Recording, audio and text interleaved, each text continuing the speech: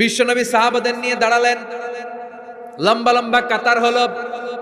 সাহাবীদের কাতারের শেষে সাইয়েদনা জিব্রাইল 1,40,000 ফেরেশতাদেরকে নিয়ে জানাজায় শরীক হলেন।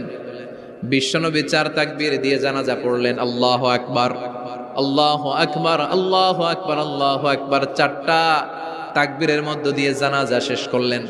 বিশ্বনবী বললেন, জিব্রাইল, কোনদিন তো এত ফেরেশতা নিয়ে কারো জানাজায় শরীক হতে দেখি নাই। ঘটনা কি? কি এমন আমল ছিল আমার মুয়াবিয়ার, যে আমলের কারণে মুয়াবিয়ার নামটা আল্লাহর আরশে চলে গিয়েছে? সাইয়েদনা জিব্রাইল বললেন, নবী, আপনার মুয়াবিয়া বিশেষ একটা আমল করত। উঠতে বসতে চলতে ফিরতে সব সময় আপনার এই সাহাবী পড়তে থাকতো, কুল হুয়াল্লাহু আহাদ, আল্লাহুস সামাদ, লাম ইয়ালিদ ওয়া লাম ইউলাদ ওয়া লাম ইয়াকুল লাহু কুফুয়ান আহাদ। পড়েন সুবহানাল্লাহ।